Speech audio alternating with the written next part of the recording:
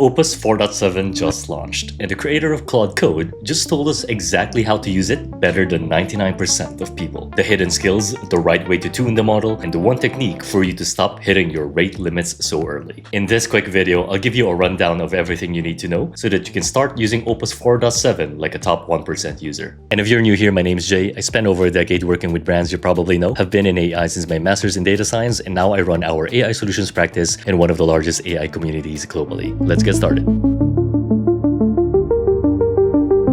So Opus 4.7 just launched a few hours ago. And if you were to look at Anthropic's announcement here, basically the TLDR, if you look at the benchmarks here, is obviously they're going to release a model that is meaningfully higher in terms of the benchmarks that they showed here versus the previous Opus 4.6 model. But of course, what they did is also include GPT 5.4, Google's Gemini 3.1 Pro, and also their model Mythos here in this public announcement. Now you can review these benchmarks in your own time, but in my view, because a lot of people have different use cases for these models anyway, the only real test where Opus 4.7 is much better for you or not is for you to try it. Now what's awesome is the creator of Claude Code, and actually their entire team, is pretty active on socials, on X or Twitter particularly. And this guy, Boris Cherny, who is leading Anthropic's Claude Code team now, just shared a few tips that will let you maximize your Opus 4.7 experience. And you can find this tweet that he just shared today, now with already 700,000 views. And he says here that he's been dogfooding, basically testing Opus 4.7 the last few weeks that they have internal access to it. And here he actually shared a few tips to get more out of this new model. I actually found a few things that I think not a lot of people know about yet. And so if you're encountering rate limits, or if you just want to maximize and get the best out of 4.7 as you test it out yourself, then going through these tips and techniques is probably worth your time.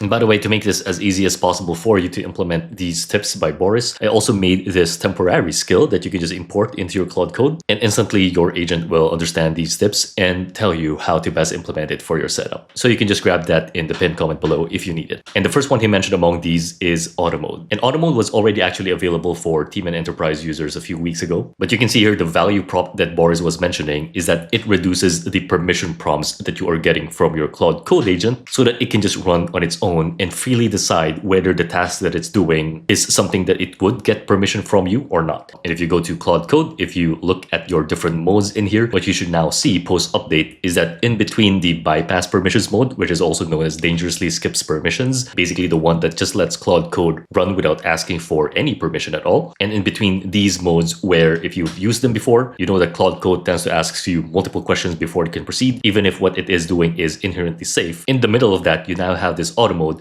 where Claude will automatically choose the best permission mode for each task. And this is quite big because in the past, as Boris was mentioning here, you either had to babysit the model while it did these sorts of long tasks, or you needed to use the dangerously skip permissions, which is obviously not ideal for a lot of use cases. And essentially, Auto Mode, what it does is that when Claude Code thinks that a permission prompt is required, what it does is route it to another model-based classifier just to decide whether that command is safe to run or not. Now, previously, Auto Mode was only available for teams and enterprise users, but it seems that for this 4.7 launch, they also enabled that for Max users. But I do think that from our side, Auto Mode is the one that I'll be running as default from here on, just to test it out, and also because directionally, I think this is what most people will end up using. There's also this new built-in skill for Claude Code that I think not a lot of people know about, and it's called fewer permission prompts. And what Boris is saying here is that this scans through your session history to find common commands that are deemed safe but cause repeated permission prompts. And so this goes back still to that problem earlier where if you've been using Claude Code, then you actually want to tune how much permissions that it asks from you so that it doesn't break your flow and your efficiency. Now, in case you're typing fewer permission prompts in your terminal or in your VS Code Claude Code extension and you can't find it, at least for my case, I did find it named as less permission prompts. And so if you run that, what it will basically do is look at transcripts across my Claude Code sessions, list the 50 most recent ones, and basically just understand and recommend which particular permission prompts can be skipped entirely, just so that the way we work together is more efficient down the line. And I think this type of command and skill is great, especially when you're almost at the end of the week and almost at the end of your rate limit cycle, because then you'll be able to just invoke this skill. And you can see here that it prioritizes some recommendations based on just scanning the 50 most recent transcripts. So it only has 2 of these available for me, which I think is actually safe to approve. But because I've already been working with Claude Code quite a lot, you can see that I have a couple of things in the allow list here, like YTDLP, which lets me interface with YouTube, Firecrawl, which lets me interface with the internet much better, Telegram, which I use a lot with Claude Code, and so on and so forth. But the beauty of this is the fact that if you run this skill, then it will just adjust based on your setup. And I think it is worth the extra tokens to run it, just so that next time when you interface next with Claude Code, it's going to be much faster and there's much less friction, especially for permissions that don't really need your permission. Now, real quick, we just released the Agentic AI Masterclass for our members at RoboNuggets, which takes you from zero to mastery when working with agents. There's a link to the community in the pinned comment below. We've got founders in there who landed their first client in weeks, live build sessions where we create this stuff together, and the actual templates behind what I showed in this video. The community is also the reason these lessons get made, so see that below if that's for you. Another new useful feature the Claude Code team shipped earlier this week, but I think most people have missed, is now the built-in ability for you to recap what your session is. And Boris mentioned here that it is to prep for Opus 4.7 because I think what they're expecting people to use Opus 4.7 for the next few weeks is mainly for long-running tasks and long-running sessions. And this is quite useful if, let's say, you're a Claude Code power user. So let me just pull up my anti-gravity IDE in here. And mainly this is how I operate Claude Code, where I have it installed as an extension. And sometimes I fire off multiple sessions at once in order for each of these sessions to do their own thing. And sometimes at the beginning of the day, I actually forget what particular topic I was working on for this session. Now, at the moment, it does seem that this recap feature is only available in the terminal version of Claude Code. So you can see if I type recap in here, which I already tested here at the top, it basically gave me a one-line overview around what we were doing in this particular session, where you can see it just told me that I just updated the launch commands for these agents of mine that are my long-running sessions, all connected to Telegram, so that the key agents are already using the Opus 4.7 model. Now, if you are using Claude Code as an extension in Anti-Gravity or VS Code, if you try to invoke that, it actually says that it's not available in this environment, but obviously because these models are intelligent anyway, if you just ask for a recap, they will be able to give you a nice recap of what the session was about. So the fourth thing that he mentioned here is this mode called focus mode. And supposedly what it does is it hides all the intermediate work to just focus on the final result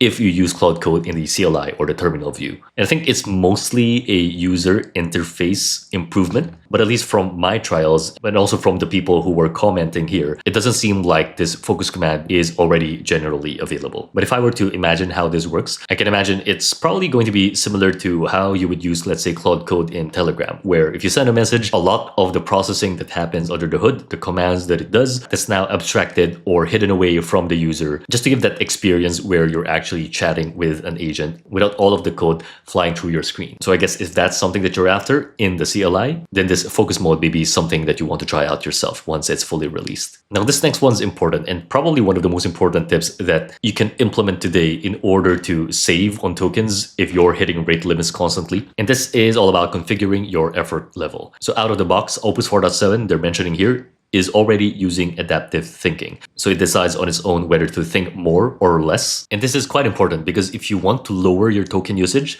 one of the best things that you can do is to freely decide which effort level is necessary for your use case. If you're okay with faster responses, then you can go with lower effort. But if you want the most intelligence and capability, then you can go for the higher effort ones. So to find those effort levels, what you can do is to click on the command menu in here, and under the effort, you can go from low to medium, high, X high, and max. So from what Boris is mentioning here, if you set your effort to max, it will persist only for your current session. But if you have this currently set at, let's say, extra high, then that will persist across your next session as well. So good thing to be wary of, especially if you are hitting rate limits quite early. Now, as a bonus tip, if you have workflows or prompts that manually invoke Opus 4.6, what Claude Code also did is to update the Claude API skill in Claude Code with 4.7 support. So if you just say to migrate to Opus 4.7 in your setup, then Claude Code should understand that and migrate those things for you. And also, by the way, this Claude Dev's X account was only recently launched, like I think yesterday. So they're worth to follow if you want to understand the latest of what Claude Code is doing. But that's it. Opus 4.7 is here. We're definitely going to test it out, but I hope those tips by the creator of Claude Code